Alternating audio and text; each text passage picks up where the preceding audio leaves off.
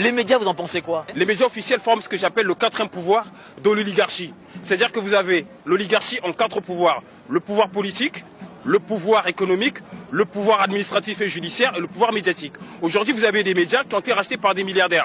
Vous imaginez bien que dès lors que des médias appartiennent à des milliardaires, leur ligne idéologique et politique sera forcément défendre les intérêts de ceux qui les possèdent. Donc ces gens-là... Donc ces gens ne sont pas indépendants. Ils ne sont pas indépendants. Parce que dès lors qu'un journaliste ose me dire qu'il est indépendant, alors qu'il est salarié privé en CDI, vous imaginez bien que, imaginez sur BFM, vous aurez un journaliste qui dirait, bah écoutez, je trouve qu'il y a des vertus, je sais pas moi, dans le communisme. Vous croyez qu'il va continuer à présenter son journal? Non.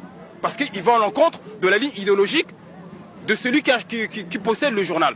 Donc quand les journalistes disent qu'ils sont indépendants, ce n'est pas vrai, ils ne sont pas indépendants. La preuve en est, dans le traitement médiatique, on voit bien que systématiquement, là regardez, on est en plein délire. Imaginez Kim Jong-un qui ferait des discours pendant 7-8 heures, qu'est-ce qu'on dirait pas? On dirait, bah c'est la Corée du Nord, on est dans une dictature. En France, on a un président qui monopolise les médias, qui est retransmis en direct pendant 7 heures. Et on ne trouve rien à redire. Et surtout, on nous dit que c'est un débat national. Mais monsieur, vous savez ce que veut dire le mot débat? Débat, vous et moi, nous débattons. Dialoguer. Et c'est un débat contradictoire. Mais lorsque vous avez des gens qui posent des questions et que le président y répond, c'est une conférence. Parce que si vous enlevez le public... Donc du coup, les médias sont complices de ça, quoi. Mais bien sûr. Il n'y a qu'à voir la ligne des éditorialistes. Lorsque, par exemple, ils disent... Vous pensez à qui spécialement, à peu près?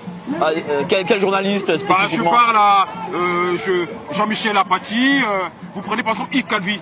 Regardez Yves Calvi ce qu'il fait sur CNews.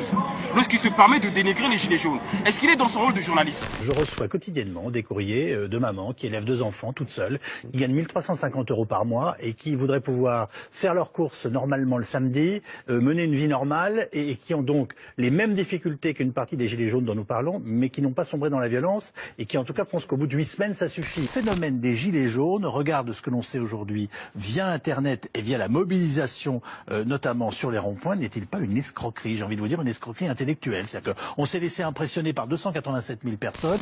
Est-ce qu'il est un militant macroniste ou est-ce que c'est un journaliste? Je rappelle qu'il existe une charte, la charte de Munich, qui dit que les journalistes ont pour mission d'informer afin que la population puisse se faire sa propre opinion. Et pour vous, ils n'informent pas? Ils n'informent pas. Ils font de la propagande ou quoi? Bien sûr qu'ils font de la propagande. Ils font du militantisme journalistique. Et j'enlève le mot journal. Parce qu'encore une fois, il faut que les journalistes reviennent à leur véritable essence et profession. Informer la population afin de réveiller le libre arbitre. Donc ce n'est pas Yves Calvi de me dire si les gilets jaunes c'est bien pour le pays ou pas. Lui il doit juste donner les informations afin que moi citoyen je me fasse ma propre opinion.